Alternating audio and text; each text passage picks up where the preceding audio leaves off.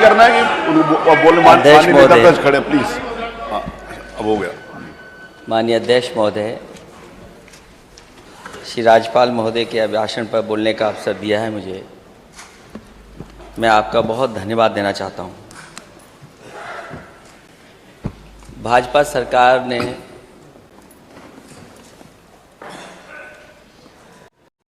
श्री राज्यपाल महोदय का बहुत समय खराब किया। 1 घंटा 1 मिनट यहाँ पर उन्होंने अपनी बात रखी। वो जो भाषण था उनका, वो कट एंड पेस्ट भाषण था। कट एंड पेस्ट भाषण, और जब हम सच्चाई में उसके अंदर जाते हैं, जो अभिभाषण में योजनाएं दी गई हैं वो जमीन पर अध्यक्ष महोदय अभी उतरी नहीं है, वो कोसों दूर है सच्चाई से भी। उत्तर प्रदेश का जो सपना देखा, या हम जितने विपक्ष के लोग हैं जो सपना देखते हैं,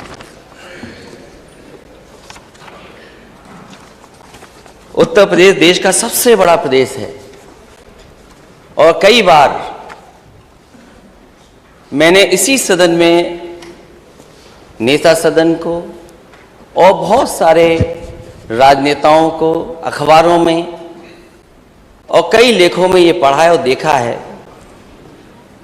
और ये अभिभाषण में भी आया है कि उत्तर प्रदेश की अर्थव्यवस्था अगर बेहतर होगी तो देश की अर्थव्यवस्था बेहतर होगी।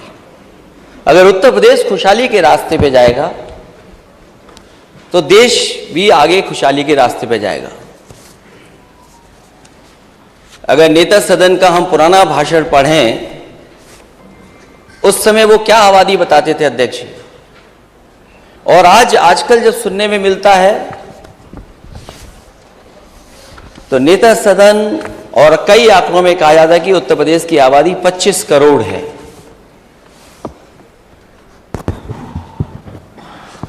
हालांकि बहुत सारी चीजें सरकार भूल गई है क्योंकि सरकार दोबारा बन गई उनकी, लेकिन जो अभिभाषण था, जो उसमें उल्लेखित चीजें थीं, वो कहीं ना कहीं 2017 से लेकर के 2022 5 साल वो और 1 साल जो रहा होगा सरकार का, उसका कार्यकाल था। तो मैं सरकार को कुछ याद दिलाना चाहता हूं। याद दिलाने से पहले, क्योंकि वित्त मंत्री जी मुझे दिखाई दे गए तो शेर याद आ गया। मैं अध्यक्ष महोदय निवेदन करूंगा अपने संसदीय कार्य मंत्री जी से कि अपने ही सहयोगी विधायिका से कुछ अच्छा लिखवा लीजिए कर। आपकी तुकबंदी ठीक नहीं है।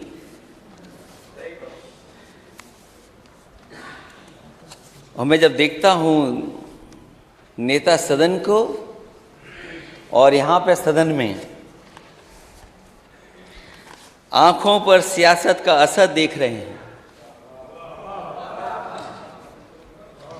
आंखों पर सियासत का असर देख रहे हैं, किस ओर लगी आग किधर देख रहे हैं।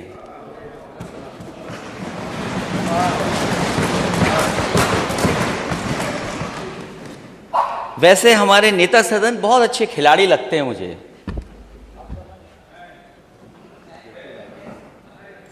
अभी कुछ दिन पहले पूरी दुनिया के लोग टीवी के सामने बैठे थे और दुनिया के लोग एक खेल को देख रहे थे। मैंने किसी को खेल अकेले देखते हुए नहीं देखा। हमारे नेता सदन टीवी के सामने अकेले बैठ करके कुछ देख रहे थे। लेकिन नेता सदन का मैंने दूसरा खेल भी देखा है। मैं नेता सदन को बताना चाहता हूं, फुटबॉल का मैच अकेले नहीं देखा करते। फुटबॉल का मैच अक्सर लोग, ज्यादातर लोग एक ग्रुप में बैठ करके देखते हैं, और जिस टीम को वो सपोर्ट करते हैं उसकी वो ड्रेस पहन के बैठते हैं। मुझे नहीं पता नेता सदन किस टीम को सपोर्ट कर रहे थे आप। उस दिन तो नहीं पूछ पाया मैं, क्योंकि पूछ भी नहीं सकता था मैं, रात तक मैच चला था। और मैं यकीन से अध्यक्ष जी कह सकता हूं, मैच खत्म होने से पहले हमारे नेता सदन सो गए होंगे।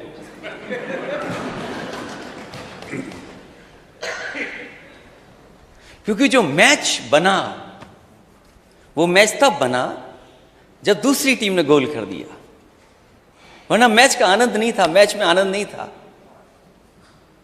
और अभी मैंने कुछ दिन पहले नेता सदन को एक दूसरा खेल खेलते देखा। पता नहीं किसने बॉल की और 1 टप्पा 2 टप्पा 3 टप्पे के बाद भी बल्ला हवा में घूम गया। अरे नेता सदन कैसे खिलाड़ी हो आप? 3 टप्पे के बाद गेंद पे नहीं मार पा रहे हो। मैं उस स्टेडियम में 1 या 2 बार गया हूं। अध्यक्ष महोदय, मुझे खुशी है इस बात की कि बनाया समाजवादियों ने, लेकिन स्टेडियम में ज्यादा नेता सदन गए हैं। मैं नहीं गया, मैं केवल पहला क्रिकेट मैच देखने गया जब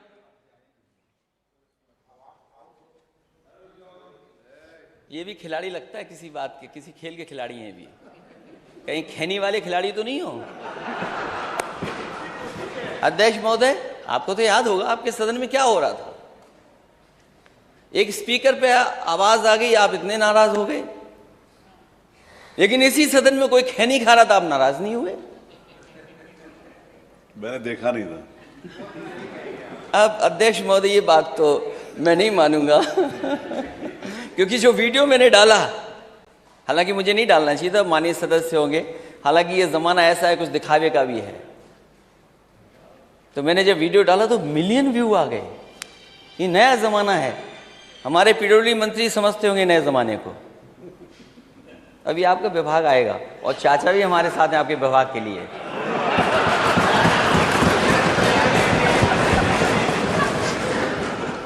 और मैंने जब नेता सदन को स्टेडियम में जाते देखा, खुशी मनाते हुए देखा, तो मैं बहुत दूर था, मैंने टीवी पर देखा कि नेता सदन ऐसे करते हुए जा रहे थे। तो मैंने यही कहा कि नेता सदन ये कहते हुए जनता से जा रहे हो टीवी के चैनल के सामने कि ये स्टेडियम मैंने नहीं बनाया, ये स्टेडियम मैंने नहीं बनाया।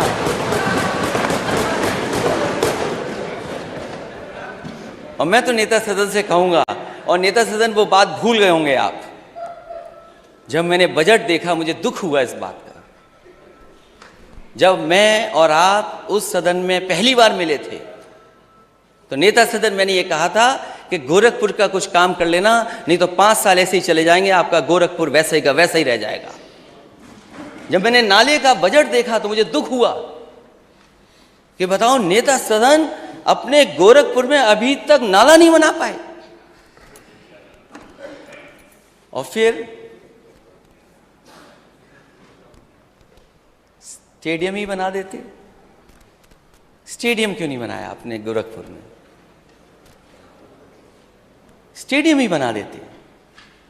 अगर लखनऊ राजधानी में स्टेडियम बना है, क्योंकि मैं ये बात और जगह की नहीं कह रहा हूं, मैं राजधानी के लिए कह रहा हूं, ग्रीन पार्क के लिए कह रहा हूं, कानपुर में कम से कम गोरखपुर में एक ऐसा स्टेडियम बना देते जो अंतर्राष्ट्रीय स्तर पर अंतर्राष्ट्रीय मैच करा सकता।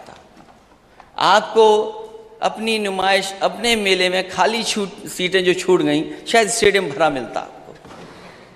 और अगर आपने अपने यहाँ नहीं बनाया स्टेडियम तो कम से कम क्यूटो में बना देते। माननीय सदस्य, क्यूटो कहाँ है? सत्ता पक्ष के लोग बता दें, ये क्यूटो कहाँ है? और अध्यक्ष महोदय, मैं आपसे निवेदन करूंगा कि क्यूटो के लिए एक डेलीगेशन बनाइए, हम लोग जाना चाहते हैं। जब इतने मंत्री लोग जाने कहां कहां घूम आए, तो क्यूटो क्यों नहीं? और क्यूटो में ही स्टेडियम बना दिया होता एक, तो अंतर्राष्ट्रीय मैच हो जाते। खैर, थोड़ा बहुत खेल का काम आपके यहाँ हो रहा है, लेकिन अभी भी गोरखपुर देवरिया महाराज के बच्चे उस स्विमिंग पूल का इंतजार कर रहे हैं। वहां इटावा और सैफी के बच्चे नहीं स्विमिंग कर रहे हैं। मेरा परिवार का कोई स्विमिंग नहीं करने जा रहा है। और आप सूची मंगवाइए, मुझे नहीं पता खेल मंत्री कौन है। अरे वो क्या करेंगे, वो क्या करेंगे? आप कुछ करोगे? अरे वो चित्रकूट में आप ही थे ना, चित्रकूट में आप ही थे ना, किससे डर के भागे थे आप? पता नहीं क्या हो गया था वहां पर, किसी को याद हो तो बताओ। आप बता दो, हमें तो याद नहीं है क्या था मामला। सोचिए आप। तो मैं ये बात इसलिए बता रहा हूं, अच्छा है कि विपक्ष पार्टी ने कोई काम किया, उसका रोक दो काम। हमें पता है आज नहीं तो कल समाजवादी लोग उस काम को पूरा कर करके दिखाएंगे। जो बच्चे उसमें स्विमिंग करना चाहते हैं वो आपके घर के बच्चे हैं, मेरे घर के बच्चे हैं, गोरखपुर के हैं, महाराजगंज के हैं, देवरिया के हैं। आप क्यों नहीं शुरू कर रहे हो 5 साल से? और मैं आपको भरोसा दिलाता हूं नेता सदन, हम समाजवादी लोग कोई उसमें नहाने नहीं जाएंगे। आप नेता सदन आ सकते हैं उसमें नहाने।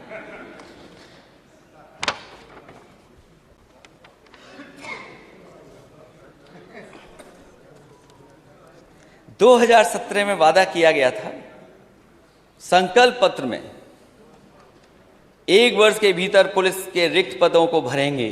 क्या हुआ उसका? यूपी के प्रमुख शहरों में शहीद रोशन सिंह आवासीय टाउनशिप की स्थापना होगी। कितने शहरों में आधा अधूरा पड़ा हुआ है? प्रदेश के प्रत्येक जिले में 3 महिला पुलिस थानों की स्थापना होगी। इसकी भी सूची बता दे सरकार। गन्ना किसानों का 14 दिन से भुगतान, 14 दिन के अंदर भुगतान।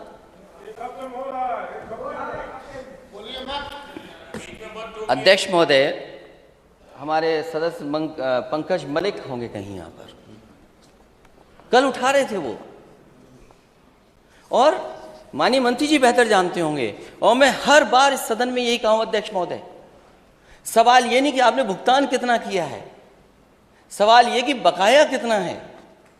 ये भुगतान बताते हैं, बकाया नहीं बताते हैं।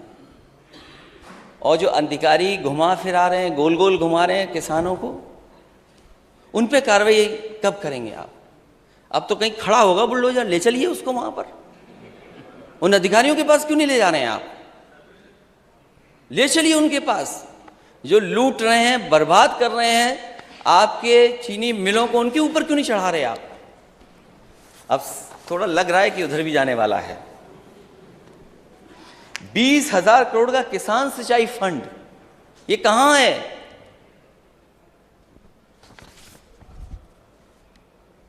दो 2022 आपका जाएगा ही नहीं। 23 आ गया, लेकिन बीजेपी के लिए 2022 ही रहेगा, क्योंकि किसानों की आय दोगुनी हुई नहीं। किस आंकड़े से आपके 2022 तक किसानों की आय दोगुनी होनी थी? नीलगाय तथा आवारा जानवरों की खेती की सुरक्षा, आज भी सवाल उठाता ये अभी लंबी सूची है, इसको रखिए, अभी पोस्टर बाद में काम आएगा।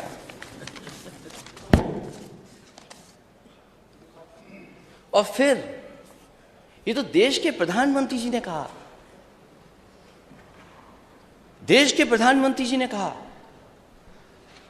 कि जानवर सड़क पे नहीं होंगे, किसानों का ये संकट हम दूर कर देंगे। मुझे तो ये लगता है दिल्ली और लखनऊ में कोई तालमेल में गड़बड़ हो रहा है। अगर दिल्ली वाले कह देंगे तो लखनऊ वाले नहीं करेंगे, और अगर लखनऊ वाले कुछ लेकर के जाएंगे तो दिल्ली वाले नहीं करेंगे। अब उस पर सब शांत हैं, कुछ है ऐसा मुझे लग रहा है। प्राथमिकता के आधार पर केन बेतवा नदी इंटरलिंक परियोजना कहां पहुंची है? सभी जरूरतमंद वंचित किसानों को प्रधानमंत्री आवास बीमा योजना, सस्ती दरों पर किसानों को कृषि के लिए बिजली, ब्लॉक स्तर पर कोल्ड स्टोर और वेयर हाउसिंग की सुविधाएं। सरकार ने किसानों से 60 दिन में 1 लाख टन मक्का खरीदने का वादा किया। कब मक्का खरीद गई?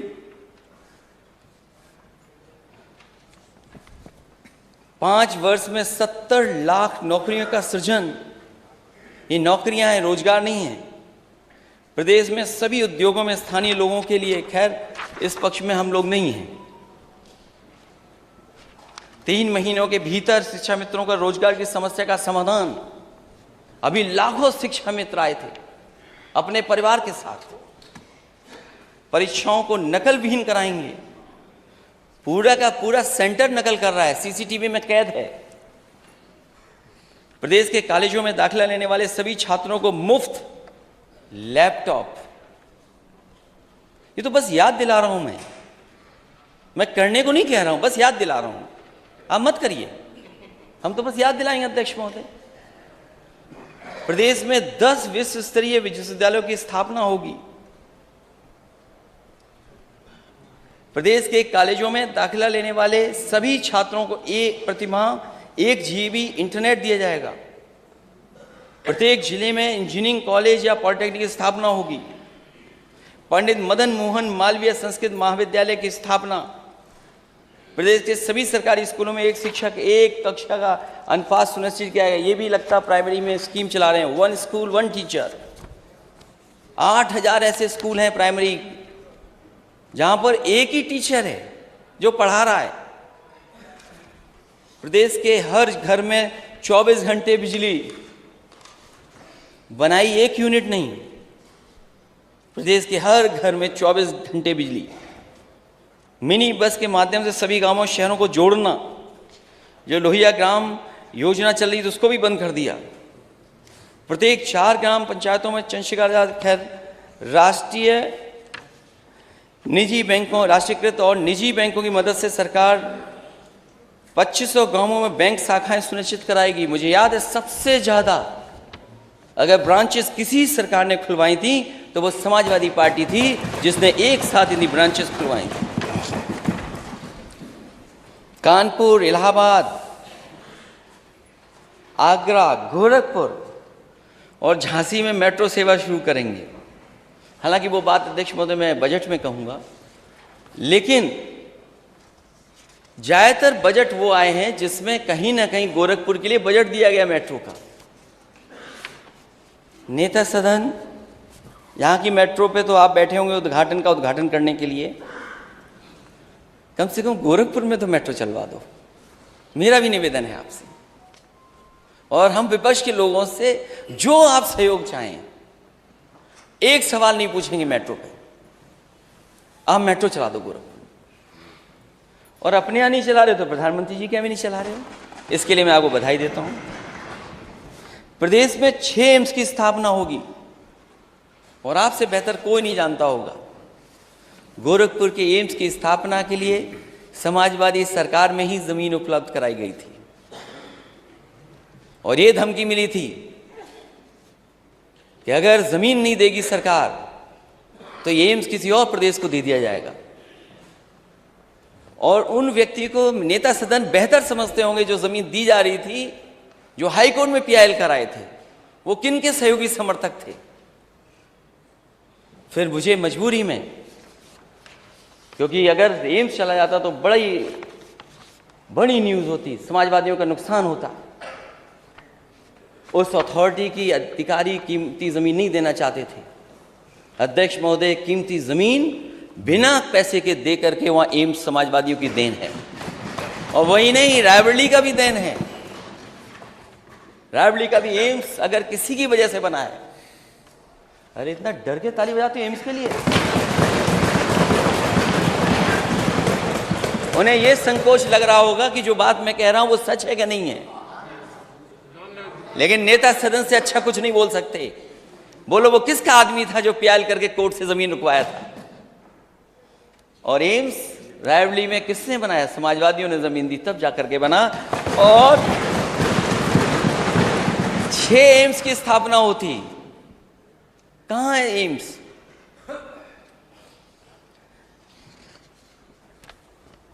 ये एक पुराना डायलॉग है अध्यक्ष महोदय। सरकार की पहली कैबिनेट बैठक में 15 जून 2017 को यूपी की सड़कों को गड्ढा मुक्त बनाने के लिए फैसला ले लिया जाएगा।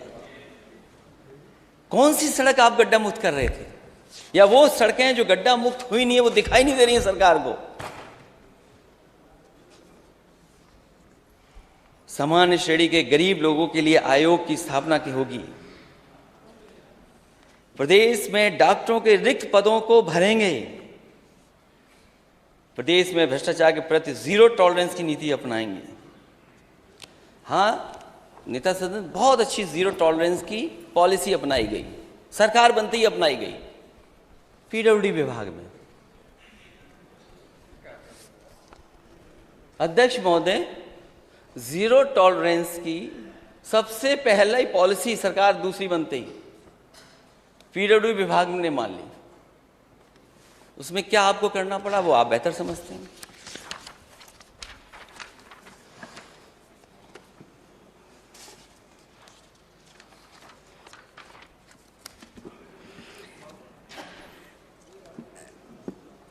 एक बात बहुत बताई गई है राज्यपाल जी के भाषण में कि उत्तर प्रदेश वो शेर गिरा है, शेर वाला वो हो गया शेर।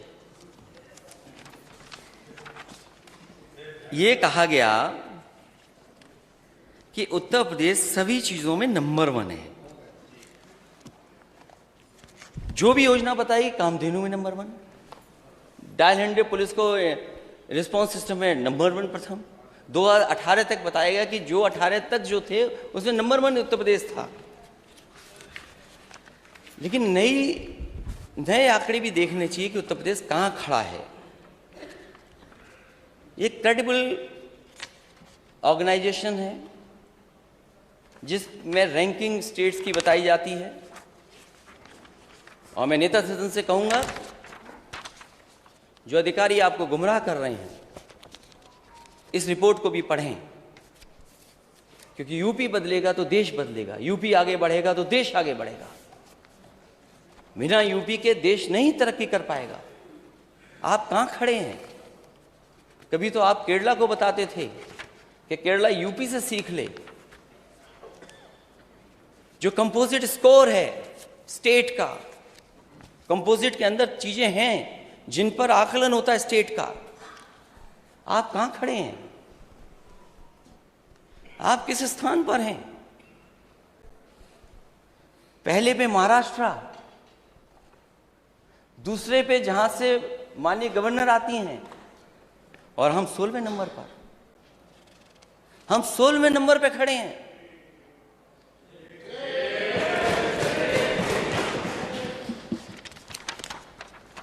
हम 16वें नंबर पे हैं। इन आंकड़ों को मानेंगे नहीं मानेंगे? इकोनॉमिक फ्रंट पर, जिसमें पर कैपिटा है, जीडीपी ग्रोथ है, इंडस्ट्री सर्विसेज हैं, इन्फ्लेशन है, एफडीआई है, और भी कई मानक हैं, उसमें हम और आप कहां खड़े हैं? यूपी के लोग।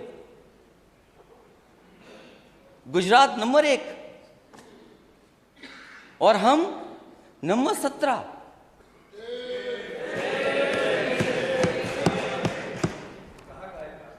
नहीं, आपको नहीं अच्छी लग रही है? नहीं, आप तो वित्त मंत्री है ना। अभी आपके भी मेडिकल कॉलेज पे आऊंगा मैं। पेपर अभी आ रहा हूं मैं मेडिकल कॉलेज। पेपर का रेफरेंस तो बताएं, कहाँ का पेपर? अच्छा, पेपर बता दें। ये नहीं मानेंगे, इंडिया टुडे पढ़ दूं? इंडिया टुडे नहीं, पेपर को उसकी ऑथेंटिसिटी क्या है उसकी? ये ऑथेंटिसिटी आप अपने अधिकारियों से पूछ लीजिएगा। कोई जिस पेपर को आप पूछ लीजिए। जिस पेपर को इसीलिए मैंने, आपने सुना नहीं लगता, आप हेडफोन लगाए नहीं थे।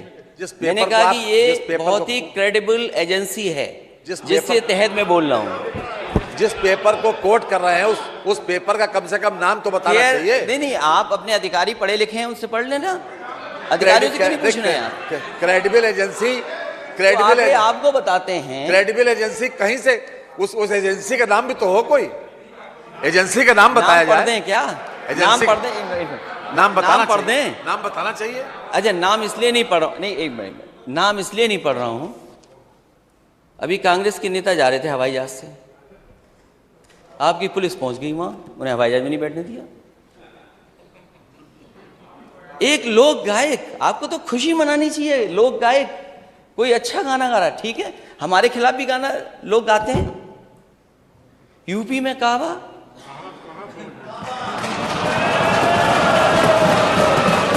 आपने नोटिस दे दिया। यकीन करो नेता सदन, अगर कोई कविता हमारे खिलाफ बनाता हम बुरा नहीं मानते।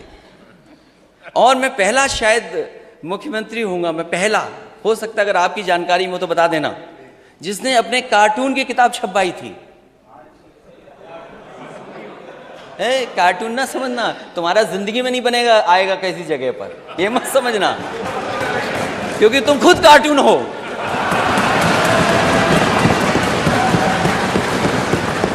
अरे कार्टून का कार्टून कैसे बनेगा, खुद ही कार्टून हो। केयर एज करके कंपनी है, एनीवे आप लोग पता कर लेना, केयर एज। और फिर मैं इंडिया टुडे का भी पढ़ दूंगा, इंडिया टुडे का भी पढ़। अरे भाई ठीक है, फर्जी, सब फर्जी है फिर तो।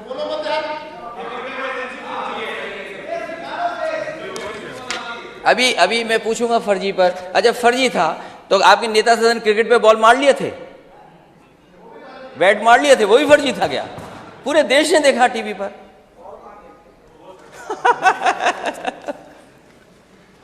क्या लोग हैं आप लोग।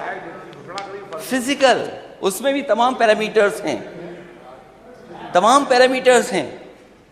उड़ीसा नंबर 1 है और आपका स्टेट 15वें स्थान पर है। फाइनेंशियल इंक्लूजन,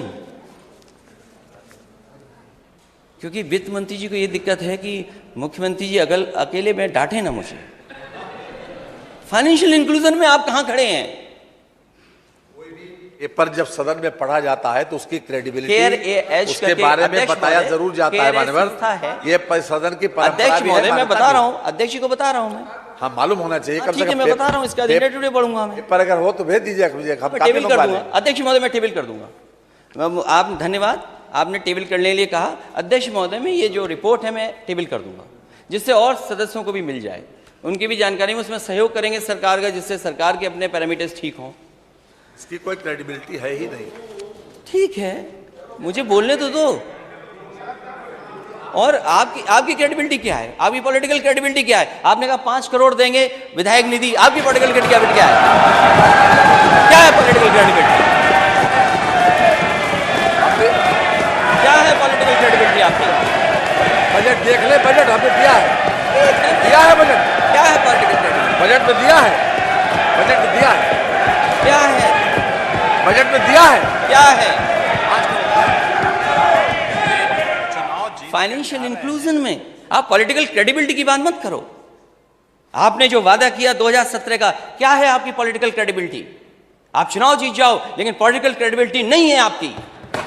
आप चुनाव जीत सकते हो, लेकिन पॉलिटिकल क्रेडिबिलिटी नहीं है। डेवलपमेंट की क्या क्रेडिबिलिटी है बताओ? कहां है आपका 20,000 फंड किसान के लिए? आपने कहां आलू खरीदा है बताओ? आप कहां आलू खरीदा आपने? 1 किलो आलू खरीदा तो बताइए। क्योंकि हमको इंगित करके बात कही जा रही है, जवाब देना जरूरी है हमारे।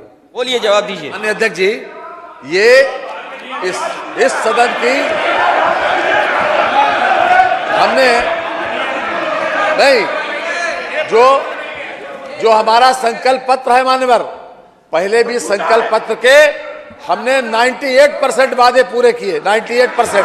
और ये इस बार में आया, और इस बार भी जितने वादे किए 130 वादे किए, उसमें से 110 वादों पर काम किया है माननीय। कल बाकायदा इस पर प्रेस किया गया था। यह है क्रेडिबिलिटी।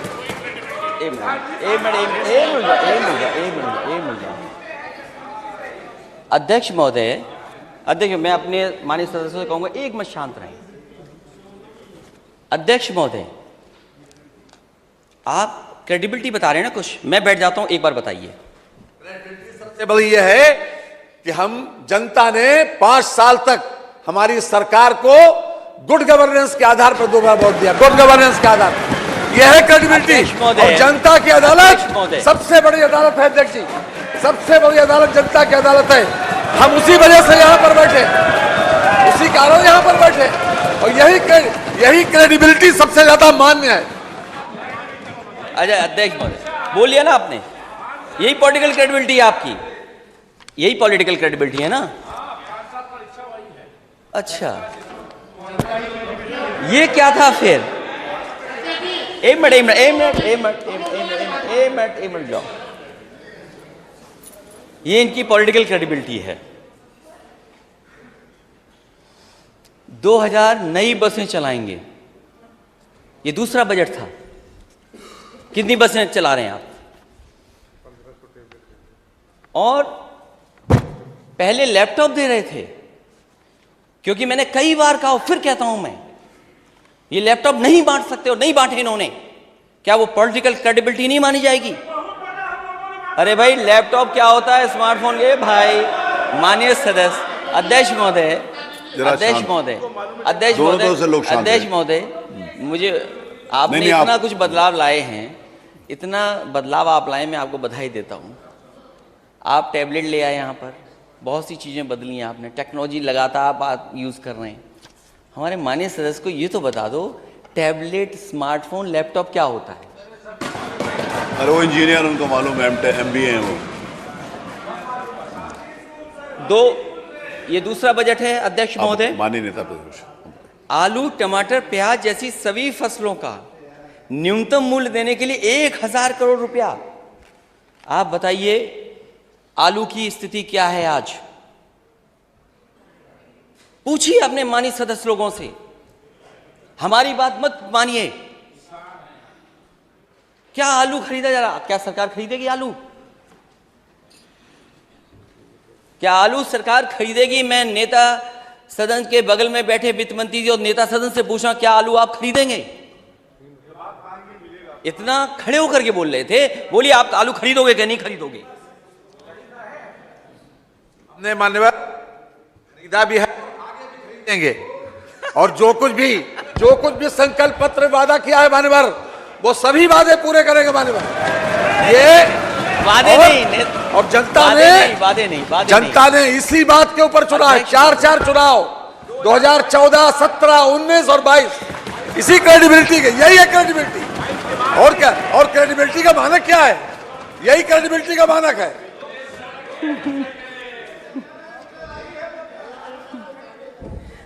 देखिए अध्यक्ष महोदय, मैं ये जानता हूं ये आलू नहीं खरीदेंगे, मैं ये जानता हूं, क्योंकि सरकार धोखा दे सकती है, सरकार सच्चाई के से नहीं सामने आ सकती। आज जरूरत है आलू खरीदने की। जो आलू बेल्ट है, हमारे माननीय सदस्य, मैं नहीं खड़ा हूं क्योंकि मंत्री हैं, कुछ लोगों की मंत्री पद छिन जाएगा, किसी की कुछ छिन जाएगा, इसलिए कोई सच नहीं बोलेगा। अकेले में अध्यक्ष जी पूछिए आलू की हालत क्या है, कोई नहीं पूछने वाला। धान में लूट हो गई, आलू में लूट होने जा रही है। और आय दोगुनी की बात कर रहे थे, 22 से 23 आ गया, किसी भी किसान की, किसी फसल की आय दोगुनी नहीं हुई किसान की।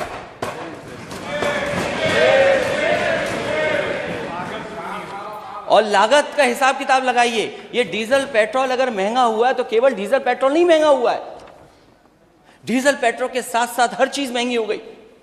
ट्रांसपोर्टेशन महंगा हो गया, और ट्रांसपोर्टेशन महंगे का मतलब है हर चीज महंगी हो गई। एक महीने में बताइए आपने कितना डीजल पेट्रोल महंगा किया है, वो नहीं बताएंगे आप। एक नारा है सबका विकास, सबका विश्वास, सबका साथ, सबका विश्वास। नारा है सबका साथ, सबका विकास। अध्यक्ष महोदय, मैं सदन में नहीं था, लेकिन मुझे लगा कि यहां पर कुछ सरकार जवाब देने से भाग रही है। हम जितने भी विपक्ष के लोग हैं, हम सब जाति जनगणना चाहते हैं।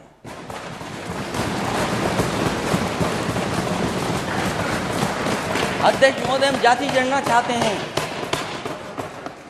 और बिना जाति जनगणना के ये नारा आपका अधूरा है। सबका साथ कैसे होगा जब हमें और आपको नहीं पता कि हम कितने हैं आबादी में? सबका विकास कैसे करोगे आप? सबका विश्वास कैसे जीतोगे आप? और जब तक सबका प्रयास नहीं होगा ये प्रदेश आगे नहीं बढ़ेगा। मैं जाति जनगणना पर वैसे तो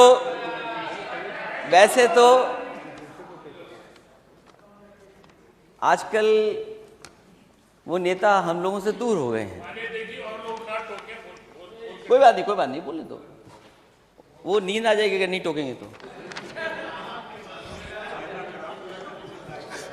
बोलते रहने दो ना, कुछ तो ठीक है, नहीं तो ये कुछ और करने लगे अध्यक्ष महोदय, फिर आपको डांटना पड़ेगा।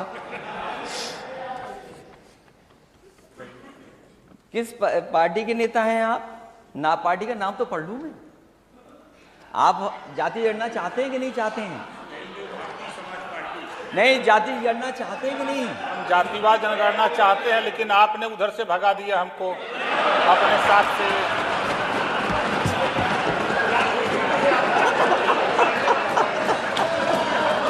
अच्छा नहीं, चलिए वो बात हमारी आपकी हो जाएगी, बात की बात है। लेकिन ये बताइए, क्या आप जाति जनगणना चाहते हैं? 100% चाहते हैं। अरे कितने अच्छे लग रहे हो मंत्री बने हुए। किसी मंत्री के लिए गए थे वहां? नहीं, नाव मिलना ठीक है, नाव के लिए सर। क्या आप भी तो नेता हैं, क्या आप जाति जनगणना चाहते हैं?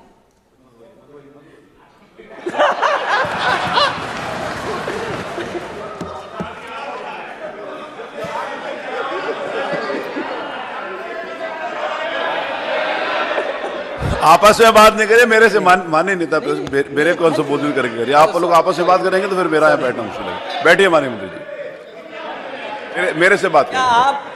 अरे डॉक्टर संजय जी, अरे आप बैठिए माननीय मंत्री जी। डॉक्टर संजय जी, अरे उनका ऐसे जवाब देने लगेंगे तो फिर मेरा काम क्या? मेरा काम आप जवाब आ जाने दो तो अच्छा लगेगा। बाद में जब उनका मौका आएगा तब देंगे। विसंगति दूर होनी चाहिए।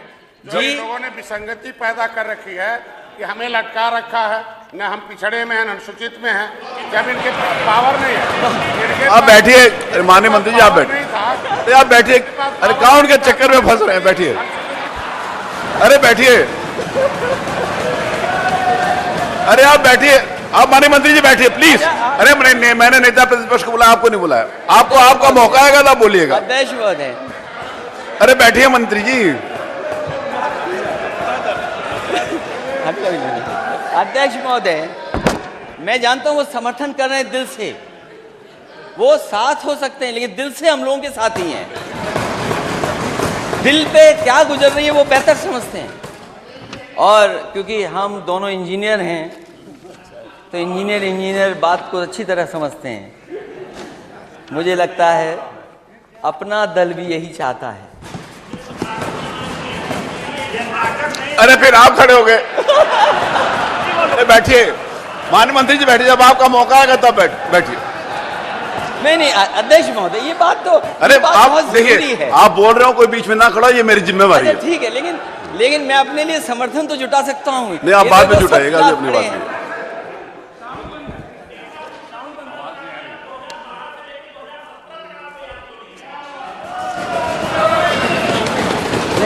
आपने वो मैं बताऊंगा। और कोई दल बचा है? हमारे साथी सहयोगी दल आरएलडी, हम और आप तो एक ही हैं? नहीं, कांग्रेस ने तो किया ही नहीं। वो जो माननीय आशीष जी ने जो सवाल पूछा उसमें मैं बोलूंगा। हमारी पार्टी की माननीय सदस्य हैं और उनका एक अपना दल है, उनकी माताजी राष्ट्रीय अध्यक्ष हैं। और जाति जनगणना पे मैं समझता हूँ आप भी सहमत हैं। वो दोनों तो एक ही है ना, अलग हैं। अच्छा बैठ।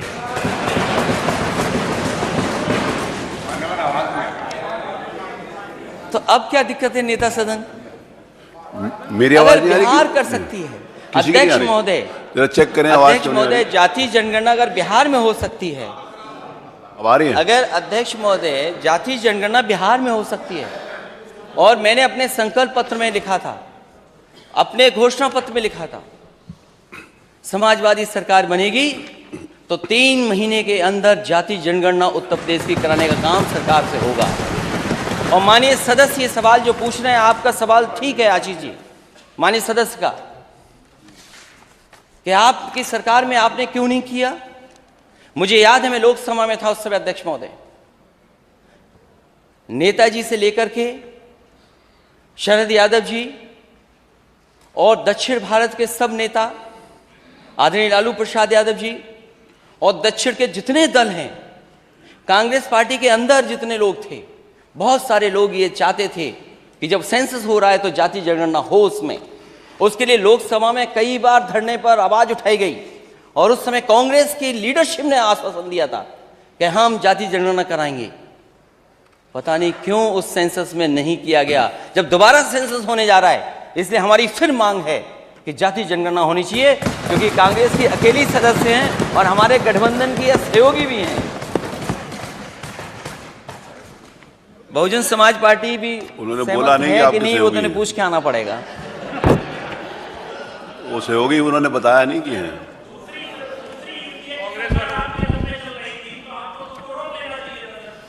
उन्होंने आश्वासन दिया था प्रधानमंत्री, अरे आपस में बात, और सभी लोगों ने, कांग्रेस के वरिष्ठ नेताओं ने आश्वासन दिया था, हमने आश्वासन में भरोसा कर लिया। इसलिए समाजवादी पार्टी इस पक्ष में है और बहुत सारे दल इस पक्ष में है और उत्तर प्रदेश की जनता चाहती है कि जाति जनगणना हो। आखिरकार सरकार पीछे क्यों हट रही है? और अगर आप जाति जनगणना के खिलाफ हैं तो आउटसोर्स व्यवस्था के खिलाफ क्यों नहीं है? आप प्राइवेटाइजेशन के खिलाफ क्यों नहीं है? अगर आप आउटसोर्स के खिलाफ नहीं हैं, आप प्राइवेटाइजेशन के खिलाफ नहीं हैं, तो आखिरकार आप जाति जनगणना के खिलाफ क्यों हैं? और नेता सदन ने कई बार प्रेजेंटेशन देखा होगा कि डेटा सेंटर हम बना रहे हैं, उसके लिए इन्वेस्टमेंट के लिए भी कई लोगों से एमओयू हुए, कई चीज़ें ज़मीन पे भी आ रही हैं। नोएडा में डेटा सेंटर बन रहा है, बजट में भी कुछ चीज़ दिखाई दे रही है डेटा सेंटर के लिए। आप डेटा सेंटर कल बना रहे हैं, आपके यूपी का डेटा सेंटर क्यों नहीं है? और फिर जाति जनगणना हो जाएगी तो उसमें क्या दिक्कत है आपको? लेकिन हम समाजवादी लोग इसके पक्ष में हैं कि जाति जनगणना होनी चाहिए। $1 ट्रिलियन इकोनॉमी, यात्रा बहुत दूर दूर गए थे लोग। मुझे नहीं पता सबसे दूर कौन से लोग गए थे। सबसे दूर कौन गया था? कई घंटों की हवाई यात्रा से गए थे लोग। कई देश होकर के आए हैं, $1 ट्रिलियन इकोनॉमी की बात आज भाषण में आई है। 1 साल तो चला गया, अब 4 साल बचे। दिल्ली की सरकार कुछ सहयोग नहीं कर रही है जितना करना चाहिए। और अगर दिल्ली की सरकार ने सहयोग किया होता तो आप न जाने कहां और पहुंच गए होते। आपने क्या कदम उठाए $1 ट्रिलियन इकोनॉमी के लिए? और किस किस देश गए थे आप? कई देश होकर के आए हैं आप।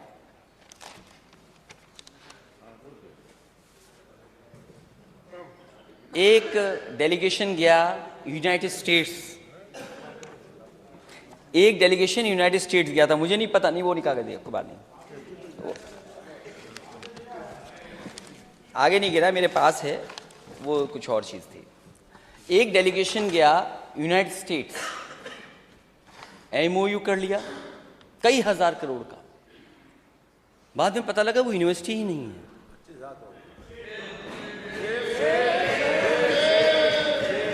नेता सदन, इनकी क्लास लीजिए आप। कौन गया था वहां यूएस? नेता सदन कौन गया था? कौन यूएस गया था?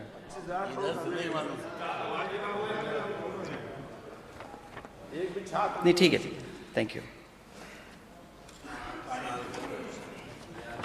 यूएस गए थे, यूनिवर्सिटी से एमओयू कर लिया, लेकिन यूनिवर्सिटी है ही नहीं वहां पर। लेकिन मैं नेता सदन ये समझता हूं, ये मानता हूं मैं, जो भी गया हो, उसे दोबारा प्रयास करना चाहिए था। कोई तो आ जाए यूएस से यूनिवर्सिटी। जब हम आप अपनी यूनिवर्सिटियों को नहीं बेहतर कर पा रहे हैं, उस स्टैंडर्ड पर नहीं खड़ा कर पा रहे हैं। हालांकि नेक के बारे में आपने बोला है कि 2 यूनिवर्सिटियों का अपग्रेडेशन हुआ है, लेकिन 84 यूनिवर्सिटियों में केवल 2 ही क्यों हुई और क्यों नहीं हुई? उनके लिए भी प्रयास होता। मैं तो नेता सदन से कहूंगा, जो यूएस गई थी टीम, उसको दोबारा यूएस भेजिए आप, और तब तक वापस मत आने देना जब तक वो किसी अच्छी यूनिवर्सिटी से एमओयू न कर ले आए।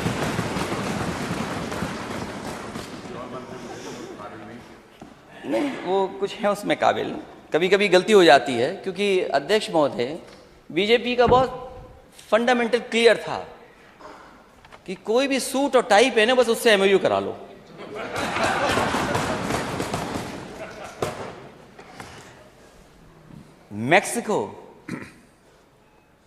मैक्सिको गए थे लोग,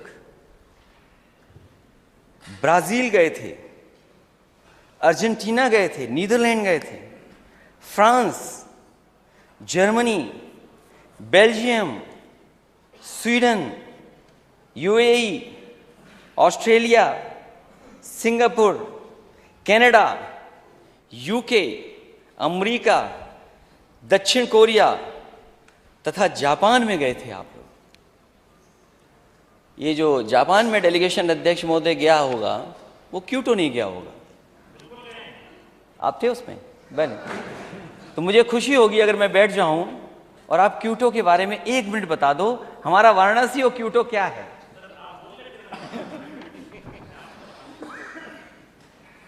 हमारा वाराणसी क्योटो बन रहा था।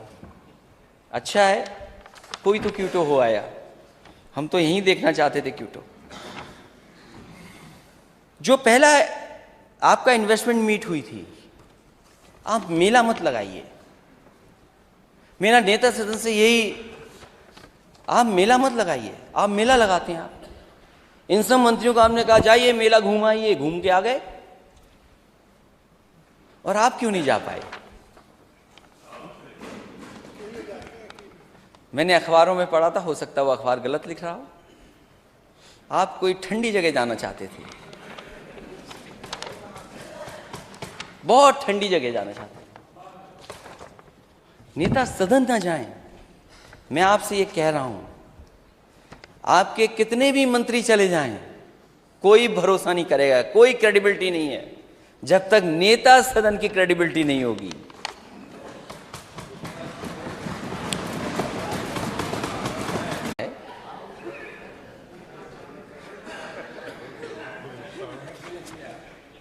मैं एक दिन सड़क से जा रहा था, मैंने एक वीडियो बनाया खुद ही, और मैंने एक वीडियो पोस्ट कर दिया। तो मेरे एक बहुत समझदार और जानकार, उन्होंने कहा कि ये वीडियो आपको नहीं डालना चाहिए था। नहीं डालना चाहिए था? बोली अच्छा नहीं लगता, इस इच्छा भी ठीक नहीं बनती। अरे मैंने कहा हमारा एक ग्रामीण भारत है। अरे डिवाइडर पे अगर कंडे रखे हैं तो क्या खराब रखा है? पूरा कंडा ही कंडा दिखाई दे रहा था। अरे हमारे गांव के लोगों को कोई जगह तो मिल गई जहां इस्तेमाल कर सकते हैं, क्या खराब है उसमें? कितने एक्सीडेंट हुए हैं।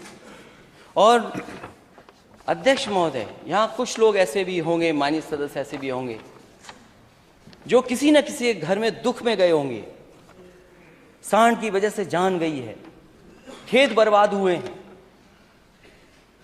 और कई महत्वपूर्ण लोगों की गाड़ी का एक्सीडेंट हो गया। मुख्यमंत्री कार्यालय के एक अधिकारी का एक्सीडेंट इस जानवर की वजह से ही हुआ, नहीं जान बचा पाए। कई बार सड़क पे आप रफ्तार से जा रहे हैं, अचानक जानवर आ जाए, आप क्या करोगे? आप, मैं खुद देखा हूं अपनी सड़कों पे कुछ हो गए, खुद मैं बचते बचते बचा हूं।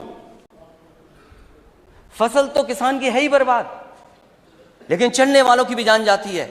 और पूरे देश में अगर एक्सीडेंट की वजह से, और खासकर जानवर की, अन्ना पशु जानवरों की वजह से अगर कहीं अध्यक्ष महोदय जान जा रही है, तो वो उत्तर प्रदेश में जा रही, किसी और प्रदेश में नहीं जा रही है। और ये पोस्टर जो हमारे नेता लेकर के आए, कोई खराब पोस्टर लेकर के नहीं आए हैं। पोस्टर का प्रदर्शन उचित नहीं करेंगे। कोई खराब चीज नहीं लेके आए हैं, हम सूची लंबी टेबल करेंगे on the floor of house. अध्यक्ष महोदय, जिस तरह में ये एजेंसी की क्रेडिबिलिटी क्या है मैं टेबल करूंगा, मैं ये भी टेबल करूंगा कि जिनकी जानवरों से जान गई है वो कितने लोग हैं, जो हमें अखबार के माध्यम से, हमारे विधायकों की जानकारी के माध्यम से जो कुछ हासिल होगा हम टेबल करेंगे। और मैं मांग करूंगा सरकार से कि जिनकी जान गई है, जिन परिवारों के सदस्यों की, उनकी 10-10 लाख से मदद ये सरकार करे। क्योंकि जिन देशों को ये आप घूम के आ रहे हो, जिनमें आप ट्रिलियन डॉलर इकोनॉमी के लिए भटक करके आ रहे हो, किसी देश में सड़क पर सांड नहीं देखे होंगे, लेकिन कमाल का उत्तर प्रदेश है, 1 ट्रिलियन डॉलर इकोनॉमी का सपना देखने वाला स्टेट। सांड ही सांड दिखाई दे रहे हैं, राजधानी में सांड दिखाई दे रहे हैं। दुख की बात है। और क्या बजट दिया आपने? जब प्रधानमंत्री देश के बोल रहे हो कि इन जानवरों की समस्या का समाधान करेंगे, तो बताओ हम किस पे भरोसा करें? जनता ने भरोसा कर लिया, लेकिन सांडों की संख्या बढ़ गई।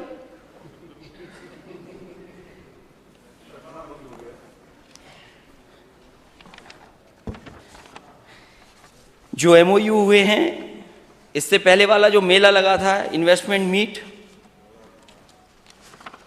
उसमें भी बड़ा मेला लगा था और लगभग 4 लाख करोड़ के एमओयू साइन हुए थे। मैंने जानकारी हासिल की, पोर्टल पे देखूं आखिरकार कितने लोगों ने एमओयू किया, वो वेबसाइट ही नहीं चल रही है। अगर हम और आप जानना चाहें कि किन लोगों ने एमओयू किया है, तो पूरी सूची नहीं मिल रही है। आखिर सरकार क्यों छिपा रही है? हमारे जितने माननीय सदस्य बैठे हैं, उनके किसी डिस्ट्रिक्ट में कोई बड़ा इन्वेस्टमेंट नहीं आया। 4 लाख करोड़ का किसी डिस्ट्रिक्ट में नहीं आया।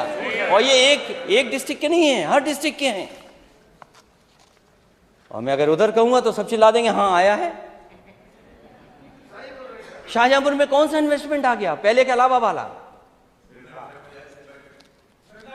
लग गई। चिमनी से धुआं तो नहीं लग रहा, चिमनी से धुआं तो नहीं लग रहा, रोजा वाली चिमनी से।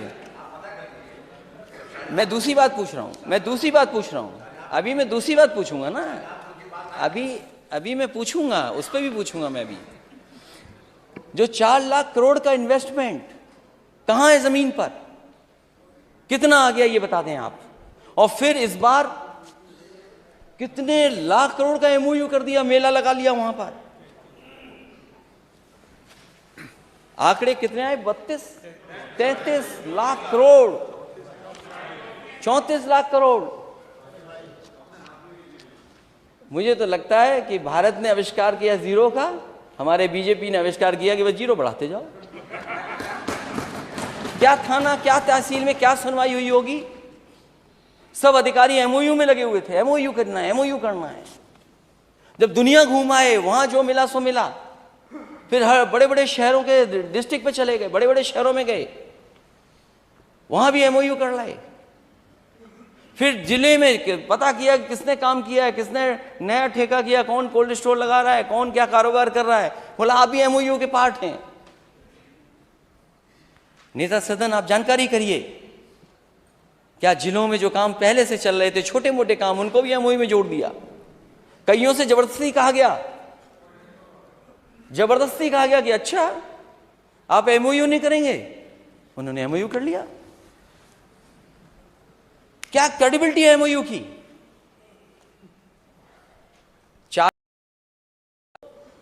34 लाख करोड़ वो, और डिफेंस एक्सपो, मिसाइल बनेंगी, टैंक बनेंगे, तोप बनेगी, कॉरिडोर बनेगा। 5 साल देखते रह गए, कहीं कॉरिडोर नहीं है।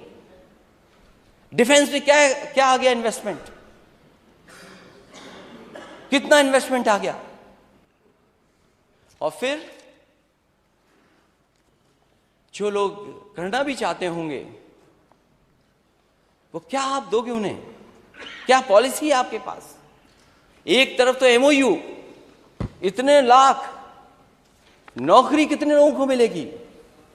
रोजगार कितने लोगों को मिलेगा? सरकार को सपने दिखाना बंद करना चाहिए।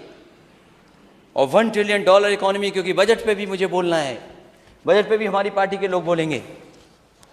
जिस $1 ट्रिलियन इकोनॉमी का सपना देख रहे हैं, ग्रोथ रेट क्या होनी चाहिए स्टेट की? अब 4 साल बचे हैं, क्या ग्रोथ रेट हो आपकी? उसके बारे में कौन बताएगा? वो तो सरकार ही बताएगी। 1 डिस्ट्रिक्ट 1 प्रोडक्ट, क्या बजट था बता दें हमें? किस डिस्ट्रिक्ट का बजट था? ये हमारा माननीय सदस्य, जब मैं सदन में आया तो माननीय सदस्य हमारा बोल रहा था, विधायक जाहिद बेग, वहां बुनकरों की सुविधा के लिए और कारपेट के कारोबार के लिए एग्जीबिशन लग जाए, उसके लिए कारपेट मॉल, एक्सपोर्ट मॉल बनाया गया, मार्ट बनाया, उद्घाटन का उद्घाटन कर लिया। उससे कितना आगे बढ़ा दिया आपने? कितना एक्सपोर्ट बढ़ गया वहां पर? जो सुविधाएं 4 लेन की दी थी या फ्लाईओवर की दी थी, कितना पूरा कर दिया आपने? उसको कितना आगे बढ़ा के ले गए आप? 1 डिस्ट्रिक्ट 1 प्रोडक्ट कहां पहुंचा स्टेट? अगर ये 1 डिस्ट्रिक्ट 1 प्रोडक्ट पे काम हुआ था तो शायद जीडीपी बढ़ी होती। जब 1 डिस्ट्रिक्ट 1 प्रोडक्ट पे ही काम नहीं हुआ है, तो क्या है आपका ये इतना बड़ा जो सपना दिखा रहे हैं $1 ट्रिलियन इकोनॉमी का, कैसे पूरा होगा? क्योंकि ग्रोथ रेट तो कुछ भी सरकार बता सकती है, और जो इन्वेस्टमेंट होता भी था थोड़ा बहुत, कामधेनु योजना बंद करा दी, पोल्ट्री वाली बंद करा दी, जो वैल्यू एडिशन थी किसान के लिए। और बिना एग्रीकल्चर सेक्टर के लिए आप लिए साथ, आपको ग्रोथ हासिल नहीं होगी। 1 लाख करोड़ एग्रीकल्चर इंफ्रास्ट्रक्चर के लिए पैसा आया है। कोई नई मंडी बनी हो तो बता दें हमें, कोई नई मंडी बनी हो तो बताएं, कोई बड़ी मंडी बनी हो जहां सुविधा ले सकें। और जो बनी भी नहीं थी उनको पूरा नहीं किया। और आज ही मेरे पास सरकार का ही कागज है, बताओ एग्रीकल्चर ग्रोथ लगातार नीचे जा रही कि नहीं जा रही? कहां 10% और कहां 7%? डेयरी के लिए क्या कर रहे हैं आप? आपने कहा कि उत्तर प्रदेश उत्पादन में नंबर 1 है, उत्पादन और बढ़ सकता है। समाजवादी सरकार थी तो 3 अमूल आए थे, उस समय MOU हुए थे, और तीनों के तीनों जमीन पर है आज। आपने कौन सा नया प्लान लगा दिया बताइए आप? बनारस भी समाजवादी सरकार का था। जो न जानता हो तो उसको दोबारा कागज दिखवा दीजिए, आप पता कर लीजिए। इनको आनंद भेज दीजिए डायरेक्टर से मिलने के लिए, MD से मिलने के लिए। आपके पराग की क्या स्थिति है? पराग को क्या कर रहे हैं आप? और यूपी का काऊ मिल्क प्लांट मैंने कन्नौज में लगाया था। काऊ मिल्क प्लांट, उसमें टेट्रा पैकिंग थी, वो प्लांट कभी नहीं चला टेट्रा पैकिंग का। मैं एक दिन दौरे पर गया, मैंने कहा देखूं क्या हालत है इसकी। जब जाकर के मैंने देखा और मैंने वहां के अधिकारियों से पूछा कि ये काऊ मिल्क प्लांट है, इसमें मिल्क किसका है, कहां से प्रोक्योर कर रहे हैं आप मिल्क, क्या काऊ है उसका मिल्क है? बोला नहीं सर, हम मिक्स कर लेते हैं। सोचिए, काऊ मिल्क प्लांट में मिक्स करके दूध का प्रोडक्ट बना रहे थे, टेट्रा पैकिंग की मशीन नहीं चली। और जब बाहर जाकर के मैंने देखा गेट के पास पटिया किसकी उद्घाटन की लगी थी, देश के